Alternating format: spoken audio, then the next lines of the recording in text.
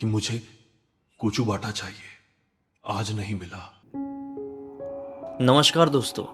आज जिस घटना की कहानी मैं आपके सामने लेकर आया हूँ ना, ये घटना चंदा नाम की एक बूढ़ी महिला के साथ कोलकाता के एक छोटे से मोहल्ले में बड़ी खतरनाक तरीके से घटी थी।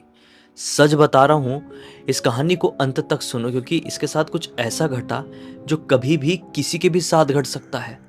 अगर आप इस कहानी को ध्यान से सुनेंगे, समझेंगे, इस कहानी के तह तक जाएंगे, रूट कॉज अगर आप पकड़ लेंगे तो ऐसा कुछ ऑब्वियसली आपके साथ नहीं घटेगा। और हमारी इस तरह की कहानियां लाने का मकसद ही ये होता है कि ताकि यार भाई आप लोगों को सतर्क कर सकें कि चलो भाई ऐसा ऐसा भी घटता है दुनिया में, आप संभल कर रहना। तो चंदा के साथ जब ये एक्चुअल घटना घटी थी, वो बुढ़ापे में थी। उससे पहले, घटना समझने से पहले हमको चंदा के पास्ट में जाना होगा। जब चंदा जवान हुआ करती थी, चंदा की जस्ट शादी हुई थी और इनकी कोई भी संतान नहीं थी। चंदा और उनके पति, ये दोनों ही सिर्फ अपने इस घर में रहा करते थे। चंदा के जो पति थे, उनका एक छोटा सा होटल का बिजनेस था, रेस्टोरेंट वाला बिजनेस। बहुत टेस्टी खाना बनाया करते थे और चंदा भी उनका पूरा हाथ बटाती थी। ये बात काफ़ी पुरानी है, जब चंदा की उम्र लगभग 20 साल की थी। चंदा काफ़ी ज़्यादा समझदार और दयालु भाव की थी। हालांकि इनकी कोई संतान नहीं थी, लेकिन फिर भी चंदा को छोटे छोटे नन्हे मुन्ने जो बालक बालिकाएं होती हैं, उनसे बहुत प्यार था, बहुत ज़्यादा। उनको देखती थी ना तो कुछ सेकंड के लिए चंदा की दुनिया ठहर सी जाती थी। एक दिन की बात है, चंदा रात के समय अपना होटल रेस्टोरेंट बंद करके अपने पति के साथ अपने घर पर लौट ही रही थी कि अचानक से रास्ते में किसी के रोने की आवाज़ सुनाई देती है चंदा को। ये एक छोटे से बच्चे की आवाज़ थी, तो चंदा खुद को रोक नहीं पाई। इधर उधर देखी कौन रो रहा है, कौन रो रहा है। तो एक कचरा घर था, कचरे का डब्बा था, उसके बाजू में एक छोटी सी लड़की थी। वो फूट फूट कर रो रही थी, काफ़ी छोटी। चंदा को उसके ऊपर बहुत दया आई। जैसा कि मैंने आपको बताया, चंदा छोटे बच्चों के प्रति बहुत ज़्यादा ही रुझान रखती थी। तो इसलिए वो खुद को रोक नहीं पाई और उसको उठा ली, लड़की को उठा ली और अपने साथ घर पर ले आई। उसे शांत कराई, नहलाई धुलाई, कपड़े बदली। कपड़े हाँ ऑब्वियसली मार्केट से ख़रीद ली थी, तुरंत शॉर्टकट में आसपास कोई मार्केट रहा होगा, वहाँ से ख़रीद ली थी। पहनाई उड़ाई भाई और उसको अपने घर पर ही सुला ली। चंदा समझ गई थी कि इसको छोड़ दिया गया है, इसका करता धरता अब कोई नहीं है। जिंदगी में अब सिर्फ और सिर्फ मैं ही इस लड़की की रहूंगी। समय बीता और चंदा को 2 संतानें हुई। ये दोनों लड़के थे। अब कहने से तो बायोलॉजिकली चंदा के 2 बच्चे थे, लेकिन एक्चुअल में हो गए 3, ये लड़की भी। इस लड़की का नाम चंदा ने नामबिता रख दी। अब नामबिता के अंदर एक चीज़ थी, जब वो थोड़ी बड़ी हुई ना तो उसको पढ़ाई लिखाई में बिल्कुल भी इंटरेस्ट नहीं था, बिल्कुल ही नहीं पढ़ पा रही थी। हालांकि चंदा उस समय भी ये सोचती थी, सन 1970 के आसपास, अब 70 के आसपास का टाइम आ गया है, ये सोचती थी कि मेरे सारे बच्चे अच्छे पढ़े लिखे जीवन में आगे बढ़े। लेकिन नामबिता नहीं पढ़ना चाह रही थी। धीरे धीरे नामबिता बड़ी होती गई और चंदा का जो भी वो होटल रेस्टोरेंट में काम करती थी, वो हाथ बटाने लगी। नामबिता को तो यही लगता था कि चंदा ही मेरी माँ है। ठीक है भाई, कोई बुराई नहीं है, एक माँ जैसा ही प्यार चंदा ने नामबिता को दी थी। समय बीता, अच्छी खासी बड़ी हो चुकी थी, लगभग 26 साल के आसपास की उम्र हो गई अब नामबिता की। अब एक दिन की बात है, इन लोगों के रेस्टोरेंट में ना, मतलब इतने साल बीत चुके हैं और इतने सालों में इस रेस्टोरेंट का नाम बहुत बढ़ चला है कलकत्ता में। इतना नाम हो गया है कि एक बहुत ही फेमस डिश होती है, पता नहीं मैं सही बोल रहा हूँ या नहीं, जो वेस्ट बंगाल के लोग हैं मुझे करेक्ट कर सकते हैं। उसका नाम था कोचू बाटा। कोचू बाटा बहुत ही फेमस डिश माना जाता था उस टाइम पे, अभी है कि नहीं मुझे मालूम नहीं, लेकिन उस समय वेस्ट बंगाल में बहुत ज़्यादा चलता था और खासकर कोलकाता में बहुत ज़्यादा चलता था कोचू बाटा। तो कोचू बाटा इनका रेस्टोरेंट का अगर कोई खा ले तो उसका दिमाग के पुर्जे हिल जाएं कि ये क्या चीज़ बना दी हो भाई, इतना टेस्टी। मतलब एक बार कोई खा ले, 50 बार वहाँ पर खाने के लिए जाए और 150 लोगों को लेकर जाए, ऐसी वाली कंडीशन थी इनके रेस्टोरेंट की। ये जो नामबेता थे ना, नामबेता को भी कोचू बाटा खाना बहुत ज़्यादा पसंद था। रेस्टोरेंट खुलता था तो नामबेता खाती थी, बंद होता था तो खाती ही खाती थी। नियम था और इस चीज़ को कोई भी रोक नहीं सकता था, कोई भी काट नहीं सकता था। अब एक दिन की बात है, मैं बता रहा था कि नामबेता जो है ना, उसका एक रूटीन था। खाने पीने में तो थी, कोचू बाटा वो कभी छोड़ती नहीं थी, लेकिन एक रूटीन बांध कर रखी थी। कोचू बाटा की सबसे इम्पॉर्टेंट चीज़ होती है कोचू, जो कि मार्केट से मिलता था। तो नाम्बिता को मार्केट जाना पड़ता था, मतलब दुकान खुलने से पहले, रेस्टोरेंट खुलने से पहले नाम्बिता मार्केट की तरफ जाती थी, कोचू खरीदती थी, फिर अपने रेस्टोरेंट को खोलेगी, फिर उसकी माँ आएगी, माँ चंदा मतलब पिताजी आएंगे और बनाने करने करेंगे। लड़के लोग जो थे ना, वो पढ़ाई लिखाई में थे। हाँ तो खैर क्या ही फ़र्क पड़ता है, लड़का हो या लड़की हो, माँ का हाथ तो बटाया जा रहा था ना। लड़की पूरी तरीके से हर एक चीज़ में सहायता करती थी। तो ऐसे ही वो एक दिन कोचू लेने के लिए गई हुई थी भाई, और वो कोचू लेकर मार्केट से लौट रही थी। तो उसको क्या लगा कि यार गर्मी का टाइम है और मैं मेन रास्ते से जाऊंगी तो बहुत ज़्यादा धूप लगेगी, बहुत ज़्यादा गर्मी लगेगी और मुझे टाइम भी लगेगा। तो मैं दूसरे रास्ते से जाती हूँ, जो रेलवे ट्रैक वाला रास्ता है, उससे मैं जल्दी जल्दी पहुँच जाऊंगी। ये कोचू लेकर रेलवे स्टेशन, रेलवे ट्रैक वाले रास्ते से अपने उधर लौट ही रही थी अपने रेस्टोरेंट की तरफ, कि अचानक से जो रेलवे ट्रैक की जो पटरी होती है ना भाई, वो ऐसी शिफ्ट नहीं होती क्या, चेंज नहीं होती क्या, वो चेंज जैसी हुई और इसका पैर वहाँ पर फंस गया। ये निकालने की बहुत कोशिश करी, लेकिन इसका पैर दो पटरियों के बीच में ऐसा वो चेंज नहीं करते हैं क्या, ट्रैक वैसा ऐसा पैक नहीं हो जाता है क्या, वो ऐसा हो गया उसका पैर, वो निकाल ही नहीं पा रही थी। एक आदमी ने देखा कि मैं निकाल देता हूँ करके भागता हुआ गया नाम्बिता के पास। उसने बहुत निकालने की कोशिश किया, पैर नहीं निकला। अचानक से ट्रेन आती हुई दिखी, आदमी हट गया और ट्रेन नाम्बिता को उड़ाते हुए निकल गई। नाम्बिता का एक शरीर दो हिस्सों में बढ़ गया।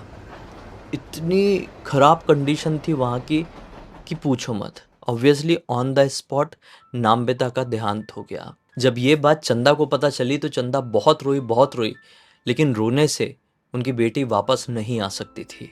शोक में ही रही, काम धंधा तो चल ही रहा था, लेकिन फिर एक दिन मुसीबत का पहाड़ फिर से चंदा के सर पर टूटा। चंदा के पति भी भगवान को प्यारे हो गए। अब घर में बचे सिर्फ 3 लोग। एक तो अपनी यही चंदा और उनके 2 लड़के। ये दोनों लड़के अब प्रॉपरली पढ़ाई कर चुके थे, ग्रेजुएट हो चुके थे और नौकरी की तलाश में थे। इन लोगों का पहले से ही डिसाइडेड था भाई मामला, कि हम मुंबई जाएंगे, वहाँ पर सेटल हो जाएंगे। लेकिन यहाँ पर माँ का इतना पिछले कुछ सालों में लॉस हो गया था कि दोनों बेटे छोड़कर नहीं जा पा रहे थे माँ को। एक दिन माँ ने ही कही कि बेटा तुम लोग जाओ, मुंबई जाओ और देखेंगे तुम्हारा कुछ वहाँ पर सेटल हो जाएगा तो मैं भी आ जाऊँगी। तब दोनों लड़के मुंबई चले जाते हैं और यहाँ पर वो नौकरी ढूंढते हैं और मुंबई में उन दोनों लोगों को नौकरी मिल भी जाती है। वो यहाँ पर अब सेटल होने जैसे हो गए। अब काफ़ी साल बीत चुके हैं, आप समझ रहे हैं ना। वो सेटल हो गए, उनकी शादी हो गई। अब वो अपनी माँ से ज़िद करते हैं कि माँ आ जाओ, मुंबई आ जाओ, वहाँ पर अकेले क्यों रहती हो। लेकिन चंदा हमेशा यही कहती थी कि नहीं बच्चों, यहाँ पर मेरी बहुत यादें हैं, यहाँ पर मेरे पति की यादें हैं। वो रेस्टोरेंट है जिसके दम पर हम जो कुछ भी हैं आज बने हैं, और उसी के दम पर हमने तुमको पाल पोस कर इतना बड़ा किया और बाहर भेजे हैं। मैं तो नहीं आऊँगी, इस जगह पे मेरी बहुत यादें हैं। तो माँ मुंबई आती ही नहीं थी लड़कों के पास, और काफ़ी साल बीत चुके हैं वही अपना रेस्टोरेंट चला रही थी। लेकिन इस रेस्टोरेंट में काफ़ी सालों से, मतलब समझ रहे हो, जब से नाम्बिता की मृत्यु हुई है तब से चंदा बड़ी अजीब चीज़ नोटिस कर रही थी। अजीब चीज़ ये थी कि जो कोई भी कोचू बाटा खाने के लिए इस रेस्टोरेंट में आता था, उसकी तबीयत बहुत ज़्यादा ख़राब हो जाती थी और कुछ लोगों की तो संदिग्ध तरह से मृत्यु भी हो जाती थी। नहीं, कोचू बाटा की क्वालिटी में कोई भी प्रॉब्लम नहीं थी, लेकिन उसके पीछे कुछ तो जुड़ा हुआ था। चंदा को ये चीज़ समझ में ही नहीं आ रही थी। हाँ, आस पड़ोस से कुछ लोगों से चंदा बात करती थी, लेकिन सॉल्यूशन नहीं निकल पा रहा था। एक दिन चंदा बहुत ज़्यादा परेशान थी और अपना रेस्टोरेंट बंद करके अपने रेस्टोरेंट के बाहर ही बैठी हुई थी और रो रही थी कि आखिर चल क्या रहा है। रेस्टोरेंट का नाम खराब होता जा रहा है, ग्राहक कम आ रहे हैं, इसको मैं ऐसा बंद होते हुए नहीं देख सकती। कि अचानक से चंदा को अंधेरी गली से कोई आता हुआ दिखाई दिया। चंदा ने ध्यान से देखने की कोशिश करी, क्योंकि ये चाल बहुत ही जानी पहचानी थी। ये परछाई कुछ ऐसी लग रही थी कि नहीं, ये तो मेरी अपनी किसी की परछाई है। जब वो काफ़ी नज़दीक आ गई तो चंदा को दिखाई दिया ये कोई और नहीं बल्कि नाम्बिता थी। चंदा के रोंगटे खड़े हो गए, शरीर कुछ देर के लिए ठंडा सा पड़ गया कि नाम्बिता 7-8 साल बाद कैसे जिंदा होकर वापस आ सकती है। चंदा ने तुरंत खड़े होकर नाम्बिता से पूछने की कुछ कोशिश करी लेकिन नामबिता कुछ जवाब नहीं दे रही थी। चंदा आगे गई उसको गले से लगाने के लिए, तो चंदा का हाथ ही आर पार हो गया नामबिता से। तब चंदा को समझ में आया कि मेरे सामने जो खड़ी है वो नामबिता नहीं बल्कि उसकी आत्मा है। चंदा जोर जोर से रोने लगी कि मैं ये क्या देख रही हूँ। नामबिता तो मेरे सामने खड़ी है लेकिन तू कुछ बोल नहीं रही है। तू सामने खड़ी भी है या नहीं, या फिर मेरा एक भ्रम है। वो नॉनस्टॉप ये सवाल करने लगी। अचानक से लगभग 5 मिनट बाद नामबिता की आत्मा कहती है, या कह लो चंदा का भ्रम ही कहता है, कि मुझे कोचू बाटा चाहिए, आज नहीं मिला। ये चीज जैसे ही चंदा ने सुनी, चंदा को समझ में आया ये मेरा भ्रम नहीं, ये सच है। इतने कुछ सालों में जब से नामबिता की मृत्यु हुई थी, इन लोगों का बिजनेस थोड़ा डाउन हो गया था, क्योंकि जो भी कोचू बाटा खा रहा था उनकी तबीयत खराब हो रही थी। तो कोचू बाटा जो बन जाता था, तैयार हो जाता था, वो अपने रेस्टोरेंट में वो छोड़ देती थी। ये छोड़ देती थी मतलब चंदा जी, और अगले दिन आकर रेस्टोरेंट खोलती थी तो कोचू बाटा ख़त्म हो जाता था, वो रहता ही नहीं था। तो इनको कुछ समझ में नहीं आ रहा था। ऐसा लग रहा था कि कोई चोर घुसता है क्या, लेकिन चोर के घुसने के कोई भी नामो निशान नहीं थे। लेकिन आज जब ये जो आत्मा है नामबिता की, उसने बोली कि मुझे कोचू बाटा चाहिए, तब चंदा को समझ में आया कि इतने दिनों से कोचू बाटा कहाँ गायब हो रहा है। नामबिता की आत्मा ही रेस्टोरेंट में प्रवेश करती है रात बेरात और कोचू बाटा खाकर या लेकर चली जाती है। सब समझ में आ गया चंदा को, ये भ्रम नहीं है। आज भाई कोचू बाटा मेरे से नहीं छूटा हुआ है, नहीं बचा हुआ है, तो वो साफ साफ बोल रही है कि आज मुझे नहीं मिला, मुझे चाहिए। अब वो घबरा गई ये चीज़ देखकर, ये चीज़ समझकर। 5-7 मिनट तो ये चीज़ प्रोसेस करने में ही लग गए, और पूरे 5-7 मिनट तक नामबिता की आत्मा बस आंखों से आंसू टपकाते हुए चंदा के सामने ही खड़ी थी। लेकिन जब पूरा प्रोसेस हुआ चंदा जी को, तो चंदा जी सब वहाँ से छोड़ी छाड़ी और अपने घर की तरफ भागने लगी। पूरे रास्ते नामबिता की आत्मा ने चंदा का पीछा करी है। दरवाज़ा बंद करके सो गई। पूरी रात घर से चीखने, चिल्लाने और रोने की आवाज़ सुनाई देती रही। चंदा 5 मिनट के लिए भी ढंग से सो नहीं पाई थी। जैसे ही सुबह हुई, यहाँ पर अपने घर पर ही उन्होंने कोचू बाटा तैयार करी। थोड़ा आज रेस्टोरेंट खोलने में देर हो जाने वाली थी, उन्होंने तैयार करी और छोड़कर अपने रेस्टोरेंट चली गई। जब रात में घर लौटी तो कोचू बाटा ख़त्म था। वो समझ गई कि मामला बहुत बुरी तरीके से बिगड़ गया है। अब सिचुएशन बद से बदतर होती जा रही थी। मतलब किसी दिन अगर कोचू बाटा ना छूटे तो उस दिन पूरे घर का सामान टूट फूट जाता था।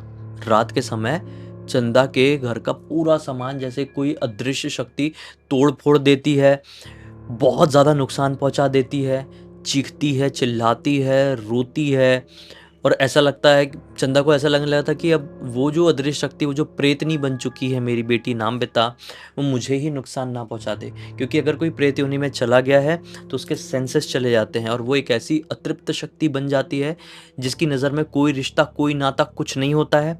वो सिर्फ और सिर्फ हार्म करना समझती है, सिर्फ और सिर्फ अपनी ख्वाहिश पूरी करना ही समझ पाती है। वो प्रेत या प्रेतनी, ठीक है, वो आत्मा। तो ये डरने लगी थी, रेगुलरली छोड़ ही रही थी कोचू बाटा, लेकिन एक डर भी बैठा हुआ था। तो एक दिन उन्होंने किसी पुजारी जी से बात करी और पुजारी जी ने बोले कि एक काम करो, अच्छे से नामबिता के नाम का एक बहुत हम प्रॉपर श्राद्ध करते हैं और वहाँ पर अच्छे से कोचू बाटा बनवाओ और उसको छोड़ो। मतलब उसके लिए थाली वाली नहीं बनती है क्या श्राद्ध में, रात के समय रख देते हैं आत्मा के लिए, तो हम पूजा पाठ करेंगे प्रॉपर और कोचू बाटा बनवा कर छोड़ना अपने घर पर, ताकि वो आए, पेट भर के खा ले और चले जाए।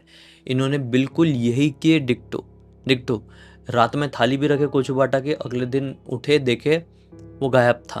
बोले चलो सब ठीक है, अब कुछ नहीं होगा। लेकिन चीज़ें थमी ही नहीं, रुकी नहीं रही थी। फिर किसी ने सजेशन दिया, एक काम करो, आप इस चीज़ को बेचना ही छोड़ दो, अपने रेस्टोरेंट से कम्प्लीटली बंद कर दो। इन्होंने यही करी और फिर शुद्धिकरण वगैरह हुआ रेस्टोरेंट का, घर का। नामबिता की चीज़ें नॉर्मल तो हो गई, लेकिन इनका रेस्टोरेंट भी अब नहीं चल पाया क्योंकि काफ़ी पुराना हो गया था। और जो चीज़ खास थी इनके रेस्टोरेंट की, वो चीज़ अब बंद हो चुकी थी। पिछले कुछ सालों में बदनामी भी बहुत ज़्यादा हो गई थी कि यहाँ पर जो भी खा रहा है या तो उसकी तबीयत ख़राब हो जा रही है या तो उसकी संदिग्ध तरह से मृत्यु हो जा रही है। तो जब रेस्टोरेंट बंद हो गया तो ये जो थी बूढ़ी महिला चंदा, उनकी भी कुछ ही समय बाद अब दुख की वजह से कहो या उम्र की वजह से कहो मृत्यु हो गई, वो भी भगवान को प्यारी हो गई। और रेस्टोरेंट में पूरी तरह से ताला लग गया। उनके जो भी बच्चे संतान जो कुछ भी थी उनकी पीढ़ियाँ थी वो पूरी तरह से मुंबई में सेटल हो गए और अब उनका कोलकाता आना जाना भी नहीं होता है। इस पूरी पूरी घटना की जानकारी मुझे किसी और ने नहीं, बल्कि जिस एरिया में ये रेस्टोरेंट था, जिस एरिया में अपनी चंदा जी का घर था, वहीं की रहने वाली बनानी नाम की एक लड़की ने लिख कर भेजी। मैंने सोचा कि आप लोगों को सुनाऊं, एक बहुत भयानक सीख और थोड़ा सा मनोरंजन मिलेगा। तो इसी एक नोट के साथ अब कहानी का अंत कर देते हैं। अब तक देख लिए थे इस वीडियो को तो बहुत सारे लाइक कर देना, चैनल को सब्सक्राइब कर देना। इंस्टाग्राम, हमारी वेबसाइट और गेमिंग चैनल का लिंक आपको डिस्क्रिप्शन बॉक्स में मिल जाएगा। ऐसी कोई कहानी आपके पास भी है तो इंस्टाग्राम में डायरेक्टली लिख कर भेज सकते हैं। हमारी वेबसाइट में आएंगे तो हमारे प्रोडक्ट और सर्विसेज चेकआउट कर लेना, कुछ अच्छा लगे तो खरीद भी सकते हैं। और हमारे गेमिंग चैनल में अब रेगुलरली वीडियोज़ आते हैं तो जाओ उनको भी इंजॉय करो। बाकी यहाँ पर कल बिल्कुल इसी अंदाज में फिर से मिलते हैं, तब तक के लिए बहुत बहुत धन्यवाद। आपका दिन शुभ हो।